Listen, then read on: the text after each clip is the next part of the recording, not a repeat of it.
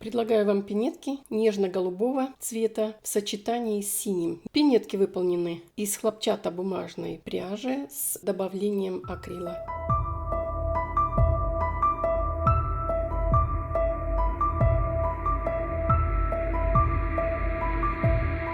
Здравствуйте, уважаемые подписчицы и гости моего канала. Предлагаю вам пинетки для мальчика. Состоят из двух цветов. Выполнила шитье крестиком с интервалом. Таким же цветом сделала подошву внешнюю и шнурок украсила. Внутренняя часть и сама пинетка вот из такого нежно-голубого цвета. Сразу замерим эту пинетку. 10,5. Я кант вот этот не считаю, потому что фактически-то они растянутся, но тем не менее в данный момент 10,5. Пяточка 4, пальчики 5,5. Задняя часть пинетки 5,5. Бортик 2,3. Мыс, глубина мыса 3. Ширина 4,5. Вот такие пинетки-ботиночки я вам предлагаю для вязания. Если вам понравилась такая модель, приглашаю вас связать вместе со мной вторую пинетку. Первая уже готова. Немного о пряже. Пряжа состоит из хлопка 50% и 50% акрила. Длина пряжи 187 метров в 50 граммах. Это был моток, вот такой вот меланж. Я выделила два цвета, так как мне больше понравилось. Пряжа будет состоять из 5 ниточек. Крючок номер 2 – это основной крючок, которым я буду вязать подошву и верхнюю часть пинетки. Крючок меньшего размера. Этим крючком я буду поднимать какие-то затянутые петли или же прятать остатки пряжи. Ножницы. 2 маркера для того, чтобы наметить переднюю часть пинетки. Игла для вышивки. Идеальный вариант у иглы, если игла тупая, не острая. Щипцы для зажима люверсов и сами люверсы. Люверсы на 4,1, металлические. Последняя заключительная часть – это прослойка или стелька, которая будет располагаться между двумя подошвами. Очень хорошо гнется, эластичная. Мне задавали вопрос, сколько этот фетр толщиной. 2 мм. Свои пинетки я начинаю вязать с подошвы. Подошва у меня уже связана. На моем канале вы можете посмотреть вязание подошвы. У меня их несколько видео. Эта подошва связана из 17 воздушных петель. По окончанию работы 72 петли. Обратите внимание, подошва несимметричная, так как она начинается сбоку. Я начинаю вязать сбоку. У меня две подошвы. Они одинаковые. Толщина пряжи одинаковая, поэтому если две одинаковых подошвы, то разницы нету, с какой начинать. Но так как у меня нижняя часть темно-голубая, я пока ее отложу в сторону, буду вязать с голубой подошвы, с внутренней. И прослоечка. Прослоечка тоже будет укладываться уже тогда, когда пинетка будет готова. И шаблон. Шаблон я специально положила, чтобы вам показать, как я вырезаю прослоечку. Я сначала вяжу подошву, потом делаю шаблон, ориентируюсь на мою связанную подошву. И так как она еще новая, не растянутая, я ее делаю один в один, практически один в один. Это получается вот прям по краю, не оставляю никакого зазора. Приступаю к вязанию бортика. Для того, чтобы перейти на другую плоскость 90 градусов, я оформляю сначала нулевой ряд. Беру подошву изнаночной стороной к себе, ищу условную середину и крючком с внешней стороны, вот именно с лицевой стороны, намечаю точку. Вот она. Как раз 2 полная петля, 2 доли. В рядом стоящую петлю вкалываю крючок, и у меня образовывается уголок. Беру нить и провязываю эти 2 петли вместе. Вот так. Придерживаю пальцем начало нити. Провязываю легкую петлю, свободную. Теперь вторая петля становится первой. Вкалываю вновь в крючок и в рядом стоящую петлю. И вновь образовывается уголок. Провязываю вместе. Теперь у меня уже 2 петли, столбик без накида. Вновь вторая петля становится первой. Рядом стоящая петля, уголок, столбик без накида. И так далее. Вот я провязала несколько петель. Этот ряд я называю нулевым. В работе он фактически не участвует. Он только дает возможность перейти в другую плоскость. Теперь поворачиваю с лицевой стороны. С лицевой стороны уже лучше видно два ряда открытых петель. Нижняя часть, это самый нижний ряд, это вот этот ряд. Открытые петли, за эти петли я буду привязывать вторую подошву и вставлять вкладыш. Бортик, который я буду формировать, уже основной бортик, когда я свяжу вот этот нулевой ряд. Вот они, открытые петли. Я провяжу этот ряд до конца и покажу вам следующий этап работы. Нулевой ряд готов. Мне осталось соединить этот ряд, и я буду приступать уже к вязанию основного бортика. Самую первую петлю провязываю соединительной петлей, закрепляю, и из этой же петли уже формирую петлю. Первый и пятый ряд будут вязаться без изменения, столбиками без накида. Мой бортик состоит из 6 рядов.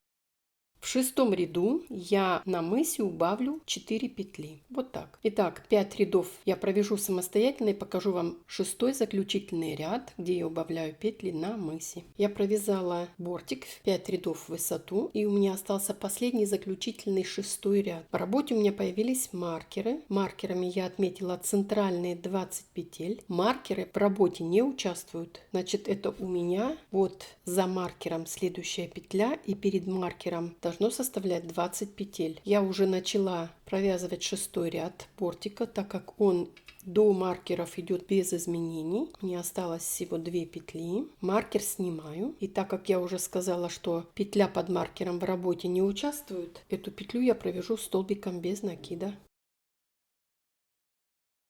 Со следующей петли я начну убавлять на мысе 4 петли. Интервал между убавлениями будет также составлять 4 петли. Значит, я беру за переднюю полупетлю, первый раз подхватываю, второй.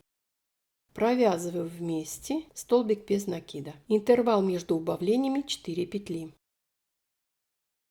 1, 2, 3 и 4. Следующее убавление. Передняя полупетля первый раз и второй раз. Столбик без накида. Так мне нужно сделать еще 2 убавления, провязать бортик до конца, и бортик будет готов. Я провяжу это самостоятельно и покажу вам следующий этап работы.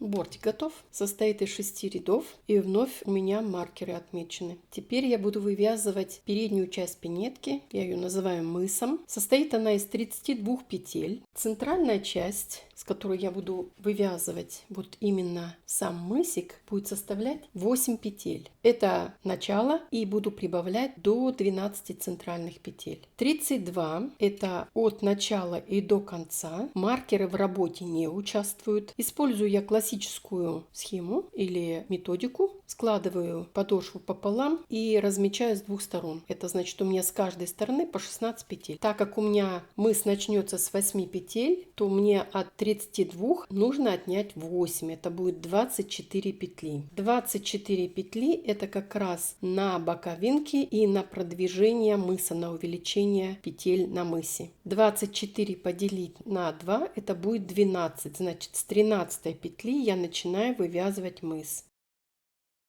2, 4, 6, 8, 10, 12, с 13 петли. Вывязывать буду за полную петлю.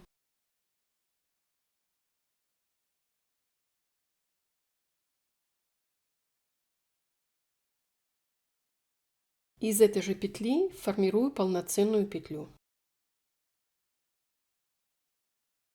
Подтягиваю остаток пряжи. 1, 2. Одновременно ввязываю остаток пряжи в вязание. 7 и последняя 8.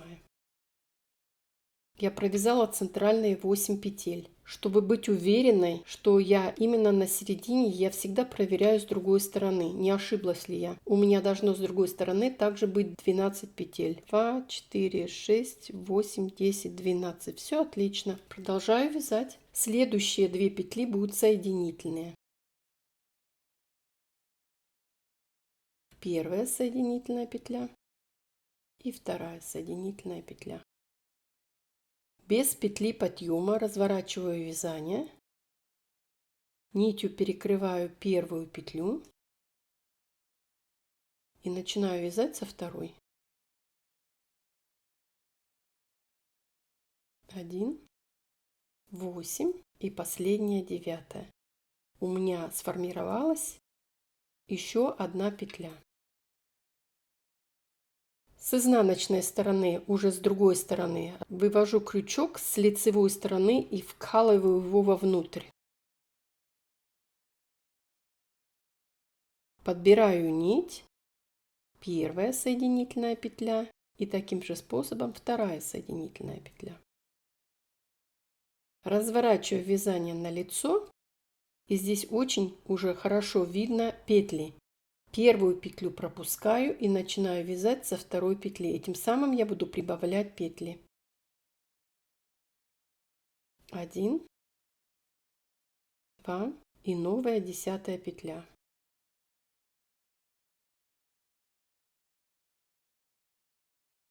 Первая соединительная петля и вторая соединительная петля. У меня уже сформировано 10 центральных петель. Я планирую 12. Это нужно еще добавить 2 петли. Я сделаю это самостоятельно и покажу вам следующий этап работы. Я начала вязать мыс с 8 петель и закончила 12. 12 петель я планировала на мыс, и теперь больше прибавлять не буду. У меня остались петли с каждой стороны, и теперь я буду продвигаться до маркеров.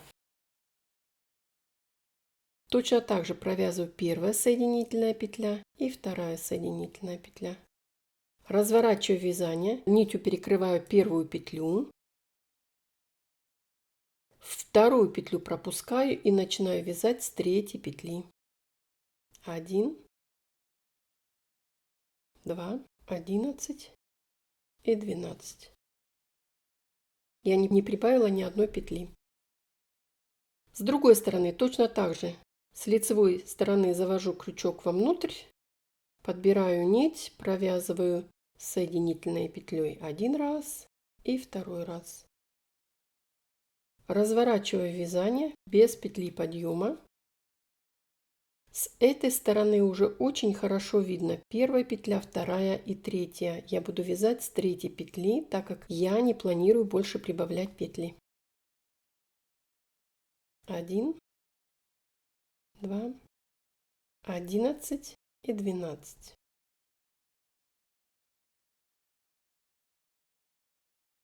Так, мне нужно провязать еще 2 ряда до предпоследних 4 петель. 1, 2, 3, 4. Вот осталось 6. Надо 2 ряда провязать, как я сейчас это сделала. И я вам покажу следующий этап работы, когда я буду провязывать вот эти последние 4 петли с каждой стороны. С каждой стороны осталось по 4 открытых петли. И теперь я их буду провязывать немножко иначе. Я буду вязать соединительные петли не из полной петли, а из середины за заднюю часть петли. Первая соединительная петля и вторая соединительная петля.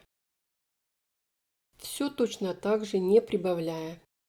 Первую петлю перекрываю нитью, вторую петлю пропускаю, с третьей петли начинаю вязать.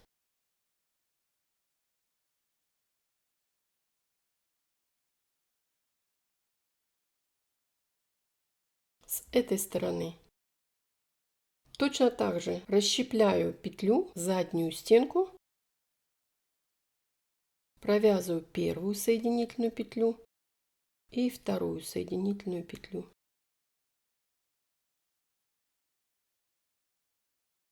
Точно так же начинаю вязать с третьей петли.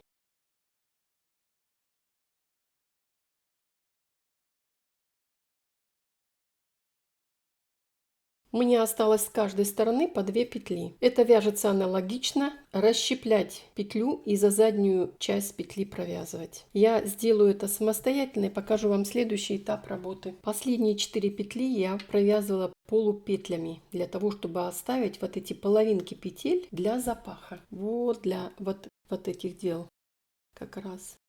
Вот. Видите? Чтобы у меня язычок был спрятан. Вот так. Теперь приступаю к вязанию язычка. Язычок у меня будет на 2 петли шире, а значит я с каждой стороны прибавлю по одной петле. Первой петли я начну вязать, и из этой же петли вывяжу вторую петлю. И из последней петли, чтобы у меня было теперь для вывязывания язычка 14 петель.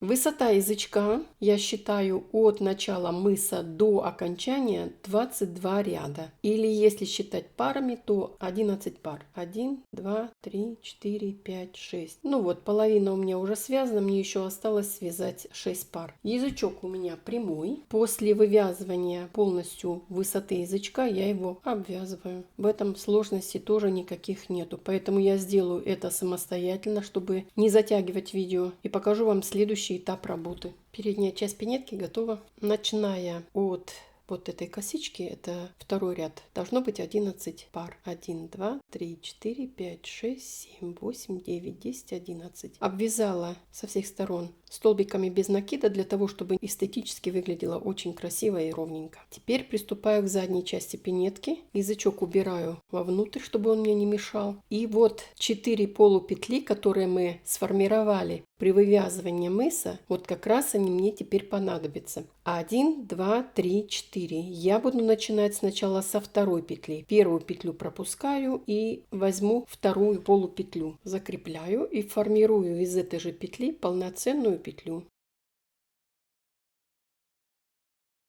Одновременно ввязываю остатки пряжи в вязание. Первая полупетля.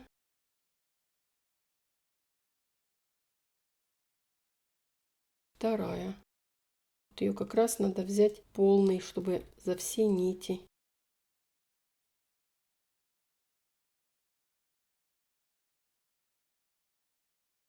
Вторая.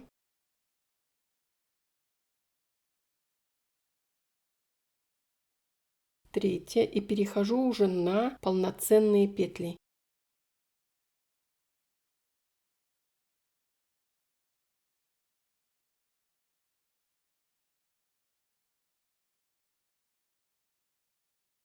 Вот так. Вот посмотрите, образовывается запах. Я провяжу этот ряд до конца, до предпоследней полупетли. И покажу вам следующий этап работы. Я провязала первый ряд, оставила с этой стороны также одну полупетлю и переступаю ко второму ряду. Мой бортик будет состоять из 8 рядов или же из 4 пар, если считать парами. В каждом втором, четвертом и шестом ряду я буду убавлять с каждой стороны по одной петле. Это значит, в каждом четном ряду я буду убавлять по 2 петли. Первую петлю пропускаю и начинаю вязать со второй петли, для того, чтобы мои боковинки были трапециями под скосом.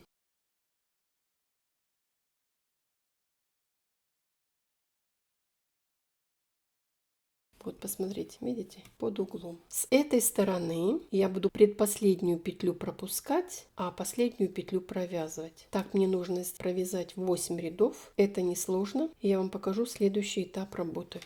Провязала заднюю часть пинетки 8 рядов в высоту или 4 пары. 1, 2, 3, 4. И вот посмотрите, за счет того, что я убавляла петли в каждом втором ряду, у меня образовалась трапеция. Но видите, какие выпуклости, как неровно. И с этой стороны, и с этой стороны. Поэтому я сначала обвяжу пинетку. Для чего я это делаю? В данном случае у меня пинетки с люверсами. Но не у всех есть люверсы, а поэтому я сначала обвяжу полностью заднюю часть пинетки столбиками без накида. Я делаю большую петлю, перекидываю свою пинетку через эту огромную петлю. Закрепляю ее аккуратненько, чтобы вот. И теперь в работу войдут последние петли. Первая петля с этой стороны и последняя петля полупетля вот с этой стороны. Вот она последняя у меня полупетля. Делаю протяжечку, очень сильно натягиваю и обвяжу пинетку заднюю часть от начала и до конца.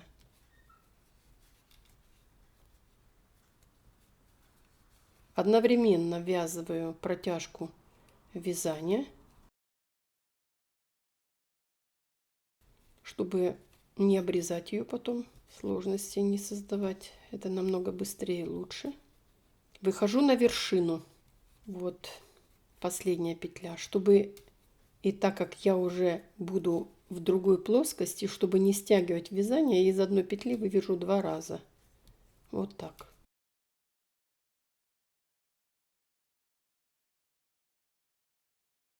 На боковинке у меня должно быть 9 петель. 1, 2, 3, 4, 5, 6, 7, 8, 9. 9 петель. С другой стороны сформирую точно так же, обвяжу и сформирую точно так же 9 петель. Я провяжу этот ряд самостоятельно и покажу вам следующий этап работы. Обвязала с 2 сторон, также сформировала 9 петелечек, разворачиваю вязание, вот небольшую петельку оставила и подбираю вот эту последнюю петлю, полупетлю вернее. Соединяю с петлей, подтягиваю и провязываю вместе. И сразу начинаю обвязывать пинетку. Первые 2 петли столбики без накида. Потом начинаю формировать петельки. Для этого я делаю 2 воздушные петли, одну петлю пропускаю, следующие 2 столбика без накида, это будут промежутки между петельками, 2 воздушные петли, петлю пропускаю, 2 воздушные петли, и я вышла на вершину.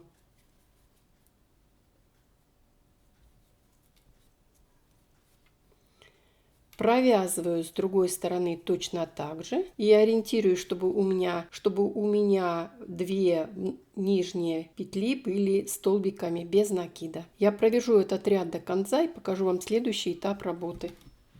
Ну вот, я сформировала с 2 сторон петельки. Вот так складываю пинетку пополам и проверяю, параллельно ли у меня петельки. Вот видите, 1, 2 и 3. Все отлично. Также оставляю небольшую петлю, разворачиваю вязание. И теперь следующий ряд мне нужно укрепить петли. Свободных петелек у меня больше нету, поэтому я буду использовать вот эту самую первую полупетлю, которую мы уже использовали. Петлю затягиваю, которую оставила, провязываю вместе. И вновь без петли подъема, без закрепления оставляю таким образом и начинаю обвязывать мои сформированные петли, которые я вывязывала для шнурка. Первая петля, столбик без накида, вторая, так как я их сформировала, в арочку 2 столбика без накида, промежутки между петель вновь 2 столбика без накида, в арочку 2 столбика без накида и так далее. Этим самым я просто обвязываю те петли, которые я в предыдущем ряде сформировала. Это воздушные петли и столбики без накида, промежутки между петель. Вот. Выхожу наверх, здесь уже просто обвязываю, не формирую никаких уголков, ничего, они уже сами сформируются. Посмотрите, образовались 3 петли. Вот они со всех сторон ровные, видите?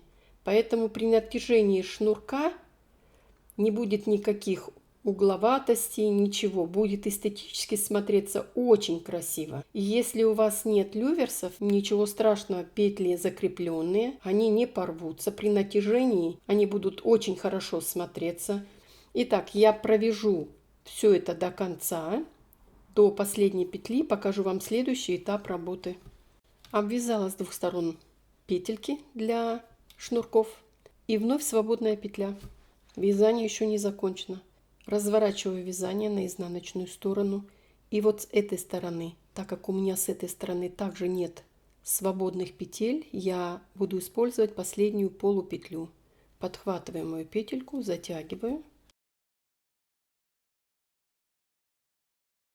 Без петли подъема буду обвязывать с изнаночной стороны соединительными петлями кант пинетки. Этим самым я буду укреплять. Это один из важных этапов для того, чтобы край пинетки не растянулся.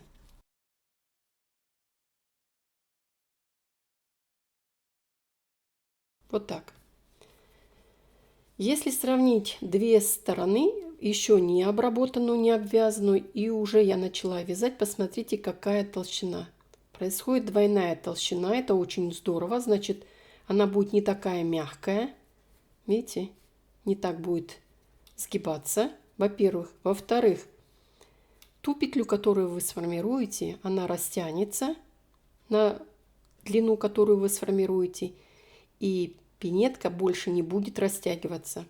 Этим самым мы закрепим последние петли нашего вязания для того, чтобы изделие оставалось в том состоянии, в котором мы его сформировали. Я это сделаю самостоятельно. Это последний завершающий ряд задней части пинетки. Обрежу нить и спрячу ее и покажу вам следующий этап работы. Ну вот, теперь наступило время для украшения пинетки. Я подготовила иглу и смотрю, где мне, с какого ряда. Это значит, со второго ряда я буду начинать вышивать крестом. Вот отсюда. Делается это несложно. Буду делать через интервал. Смотрится очень красиво. Вот. Через дырочку.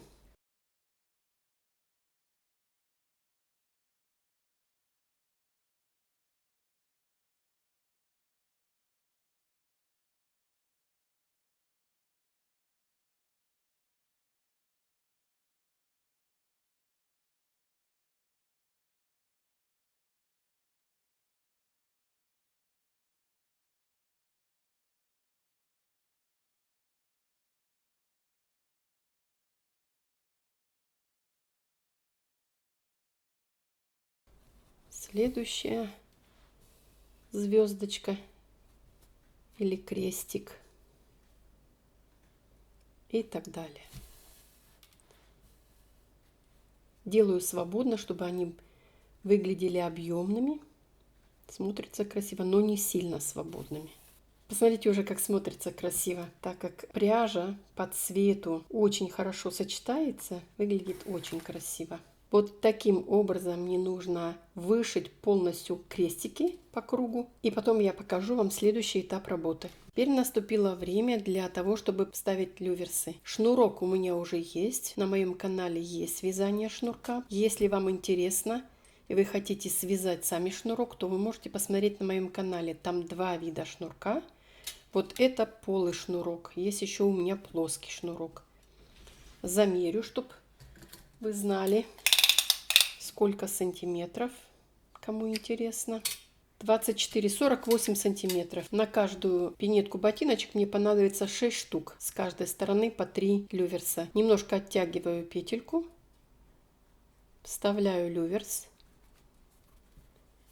С другой стороны, с изнаночной, смотрю, чтобы нигде ничего не мешало, чтобы люверс прям плотненько вошел. Беру щипцы, плоской стороной буду укладывать на плоскую сторону, а вот с выпуклостью буду как раз прижимать.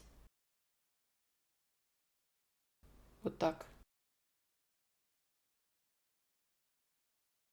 Так как люверсы с рисками, видите, они очень хорошо расходятся, несмотря на то, что это металл.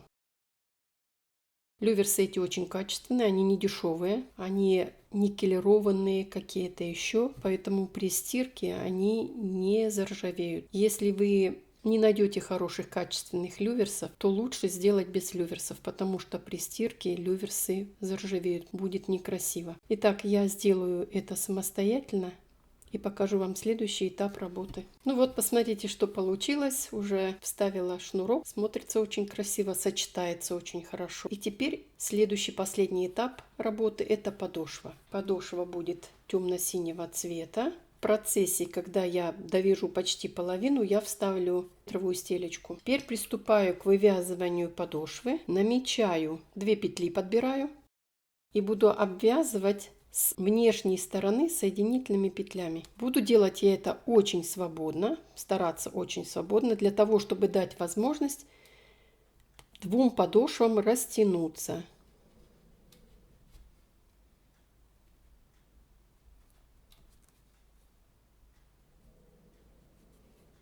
Вот так.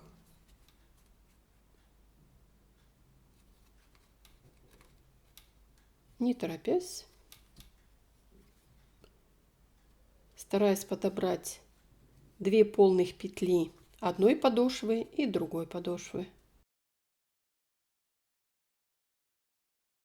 Вот что получается. Я провяжу после закругления, вот оставлю расстояние для того, чтобы вставить стелечку, и покажу вам, как я закрываю вместе со стелькой. Вот обвязала уже полностью закругление, закончила его, и вот оставила расстояние для того, чтобы вставить стельку вовнутрь. Теперь аккуратненько начинаю вправлять ее, вставлять вовнутрь, чтобы она у меня ровненько во все стороны разошлась. Вязание еще не растянутое. Вот я подтянула и дальше продолжаю обвязывать 2 подошвы вместе со стелечкой. Вновь подтянула, расправила и продолжаю дальше. Это немножко трудоемко, но зато результат великолепный. Я это сделаю самостоятельно и покажу вам уже готовую пару.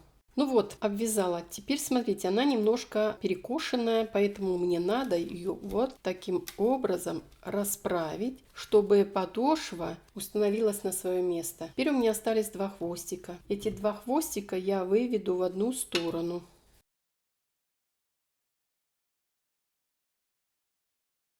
Заворачиваю заднюю часть и ищу эту точку. Вот, нашла. Подбираю сразу 2 хвостика вовнутрь.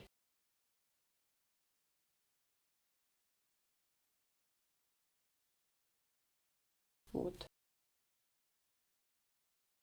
Между собой связываю их.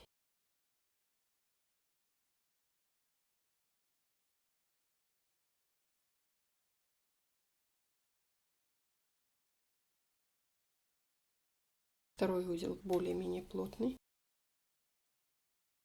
И распределяю по внутренней подошве между фетром и внутренней стелькой в разные стороны. Остатки отрезаю, вновь расправляю. У меня есть кусочек поролона, чтобы при показе передняя часть пинетки не заминалась. Замечательно, пара голубых пинеток для малыша у меня получилась. Если вы вязали вместе со мной, я думаю, что у вас получилось точно так же, а возможно даже и лучше. У каждой женщины всегда есть своя собственная идея. Я желаю вам мира, добра. Вяжите в удовольствие. Если у вас в данный момент что-то не получилось, получится обязательно в следующий раз. До свидания, до следующей встречи.